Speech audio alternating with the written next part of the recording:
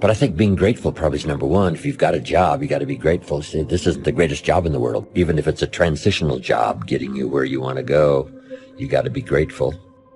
You don't have to love your job or be passionate about your job. Just passionate about staying steady, working hard, learning skills, doing this job so well that the next one will be even better, and taking such good care of this opportunity, another one will present itself. If you have an extreme desire to wish to be successful, so you can accomplish all you wish to accomplish, be as generous as you'd like to be as strong as you'd like to be. And I think if you say you have to find your passion, people find that a little bit confusing. Where would I find it? And what could I be passionate about? I guess you could start with saying, I'm passionate about providing unusual success for myself and for my family. Then I think the key is to let what you want to accomplish, let that grow. Or at first, this is as far as you can see. But if you'll do that, you can say, wow, maybe I could multiply by 2, by 3, and expand my vision, accomplish a lot more. Also, one more thought on discipline. Here's the greatest value of discipline: self-worth, self-esteem. People are teaching self-esteem these days, but they don't connect it to disciplines.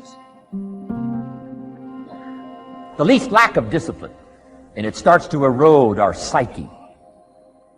One of the greatest temptations is to just ease up a little bit, right? The slightest lack of doing your best starts to erode the psyche. Instead of doing your best, doing just a little less than your best. Sure enough, you say, well, it's just going to affect my sales. No, it's going to affect your consciousness. It's going to affect your philosophy. Now you've begun in the slightest way to affect your own philosophy. Here's the problem with the least neglect. Neglect starts as an infection. And if you don't take care of it, it becomes a disease. And one neglect leads to another. And the worst of all, when neglect starts, it diminishes our self-worth, our self-confidence, our self-value. You say, well, how can I get back my self-respect? I'm telling you, you don't have to go to 29 classes. All you have to do is start the smallest discipline that now corresponds to your own philosophy, like I should, and I could, and I will. Value makes the difference. You can't get more time, but you can create more value. Now, here's the first lesson of economics. Everybody should learn it from the time they're old enough to understand what a dollar means, how to earn one, how to get one, how to keep one, what to do with it. First lesson of economics. We primarily get paid for value. That's lesson 1. Bringing value to the marketplace. That's how you get paid. I'm motivated by fear. Fear. You know? Fear of what? Fear of fear. I hate being scared to do something. Yeah. I hate that feeling of the feeling that I had before I had a meeting with Quincy Jones, because it was really Quincy Jones and a guy named Benny Medina and Jeff Pollock came with the idea for the Fresh Prince of Bel-Air. And I hated being scared, you know, that I didn't want to even take the meeting. There were opportunities during when my first year as a rapper. Bill Cosby and the people on the Cosby Show had seen my music video and called me to be a character to come and try out for the Cosby Show. And just every time it was set up, for some reason I couldn't make it. The fear of fear. The fear. I just hated that, being scared to do something. And I think what developed in my early days was the attitude that I started attacking things that I was scared. There is ridiculous confusion in the system. I am winning and will win at all time levels. Get ready. You will tell your grandkids that you once saw me live. Like, I mean that. And by the way, it's not because, by the way, real quick, because I don't want claps for that. I need you to understand how I think about that. It's not because I think I'm fancy or great. I think it's because I'm very calm and simple about one simple, tiny thing: underpriced attention. It's so grossly underpriced. I'm asking you, let me tell you this story about MTV. When MTV came out in the early to mid 80s, how many people remember when MTV was launched? When MTV was launched, the biggest bands in the world got together for a dinner that one of their managers told me about and decided that they would not make music videos for MTV because that was giving away music for free. That why would we spend money to make a video, put it on MTV, when that's giving people the music for free and they will not go out and buy the record. At the same token, up and coming artists, Madonna, Duran Duran, and on, understood that it was where all the attention of the youth was, and it was a gateway drug to the sale. They understood that MTV was a jab, not the right hook. Facebook and Instagram at this second is the most underpriced scaled jab in the history of marketing, except for one other moment. From 2001 to 2005, Google AdWords was a ridiculously underpriced jab. How many people here took advantage of Google 2001 to 2005? Raise your hands. So for you really know. That's how I did it. Wine Library had no money, but when you're buying people who want to buy wine for 5 and 10 cents a click, it works out real fast when it's that underpriced. One company during that time acted the way I'm aspiring to act right now as Gary Vaynerchuk on social media. One company from 2001 to 2005 spent enough to justify how underpriced it was. That company was a small book company called Amazon. Amazon, as you all know now, is the company of our world. It will win everything. It hasn't even begun. Literally the only thing that will stop Amazon is antitrust government involvement. Otherwise, it will destroy everything.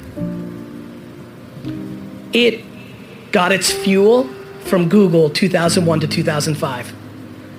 That occurrence is happening right now on Facebook and Instagram, and we're not squeezing the juice out of that fruit anywhere close. At least we have picked up the fruit. The goal, if you own a business, and I would assume a lot of your viewers are business owners or getting started in business, no matter how good you are in business, think about this. The one universal rule that idiots in finance know is diversification. It's the only free lunch. You gotta diversify. Because if you put all your eggs in one basket, no matter how good the basket is, one day that real estate market, that stock market, that bond market, that collectibles market, whatever you invest in, Ray Dalio showed me statistically, it'll drop 50 to 70% on a day. Now, if you're later in life when that happens, it's over for you. Right. So you have to diversify, and yet most people, they know real estate, so they do it, or they know stocks, so they do it, or they grew up with their parents flipping things, and it's the wrong thing to do. Mm-hmm. So you've got to diversify in order for you to be able to truly succeed, and that's why when you own a business, if you put all your money in your business, which is what most of us do naturally, it's a lot of risk.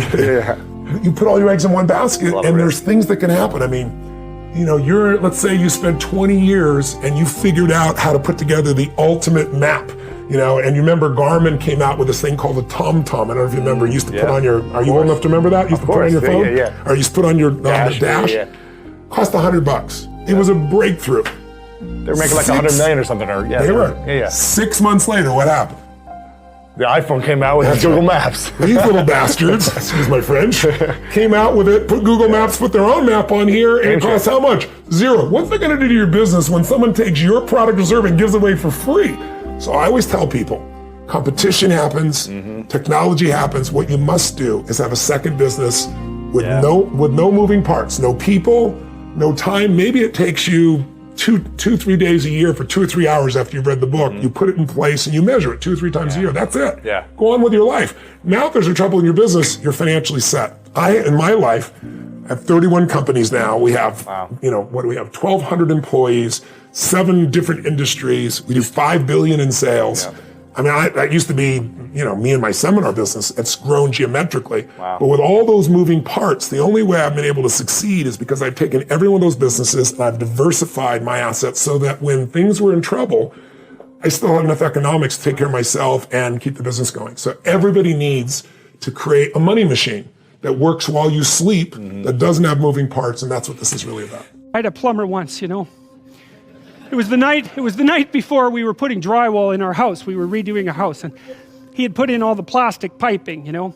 And I was going to test the joints. They're supposed to be glued together with this pipe glue, right?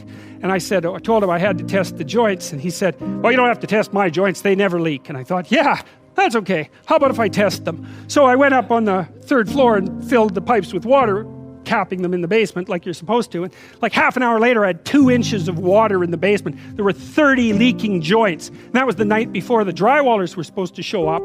So he wasn't particularly competent. That's the point of that story. But even more so, he had put a bunch of the plastic pipe outside where the drywall would be, so it would have been sticking through the wall. So I spent a frenetic night, you know, sawing through plastic pipe and re-gluing joints so that the drywallers could come in. What's the point? If you're going to be a plumber, man, be a good plumber, because otherwise all you do is go out there and cause trouble. We don't need people to cause more trouble. We need people to solve problems. You know, and so you can be a tradesman, and you can make a lot of money as a tradesperson. It's a bloody, reliable, honorable, forthright, productive way of making a living. And there is a hell of a lot of difference between a working man who knows what he's doing and one who doesn't, both in terms of skill and ethics, right? And you work with someone who knows what they're doing, it's a bloody pleasure. They tell you what they're going to do, they tell you how much it will cost, they go and do it, it works, and you pay them. Perfect. Everyone's happy. And that's what happens when you have genuine hierarchies of competence. And so you listen to these panderers of egalitarianism and equity, and they fail to recognize completely that there are differences in rank between people. It's not such a terrible thing, man. Maybe you wouldn't be a great lawyer. Like, it's certainly possible. Most people aren't. But that doesn't mean there isn't something you could be great at. There's lots of hierarchies to attempt to climb, and if you fail in one, go try in another. But the point is, you're still trying to aim for the top. And what the hell are you going to do if you don't try to aim for the top? You know, flap about uselessly and whine about your life? It's not helpful. It'll just make you miserable. You're not reliable to anyone. You can't help out in a crisis. It's like, so you tell young people, and this is another message for conservatives, like, I don't care what you're going to do, but go out there and make something of yourself for God's sake. Be an honest person and work and get to the top of whatever it is that you want to get to the top of. You know, and stand up for yourself like a respectable human being, and be a bit of a light on the world instead of a blight. You know, and you can tell young people that, and they haven't been told that by anyone now. And so the young men are so hungry for that it's painful to watch. They're so relieved when someone finally comes up and says, hey, you know, you get your act together a bit, discipline yourself, see if you can learn to tell the truth, concentrate on something for a year or two, you could be a bloody world beater. They think, really? That's possible? Wow, that would be interesting. That might make life worth living. It's like, yeah, it might. So why don't you go do it? That's what the damn universities were supposed to be teaching people, and they've forgotten that. I went to Harvard a month and a half. I used to teach there. And I talked to a bunch of students, you know, and I told them, it's not easy to get into Harvard, you know. Like, you're a valedictorian if you're at Harvard. And not only are you a valedictorian, you're way better than most people at least 2 other things, or you don't get in. And so, like, I don't know what the acceptance rate is, like 5%, and believe me, not everybody applies, so it's a very selective school. And so why am I saying that? It's like, these are high-quality kids. So I told them what I just told you. It's like, here you are at Harvard. It's like, get yourself educated, man. Read some books, learn to talk, learn to think. Make yourself into something. Get the hell out there and make the world that put you here happy that you were put there in that great institution. You know, and they came up to me afterwards and said, God, I wish someone would have told us that when we were in our first year. It's like, Jesus, why didn't someone tell them that? For God's sake, it's supposed to be the greatest university in the world. Is it so difficult to figure that out?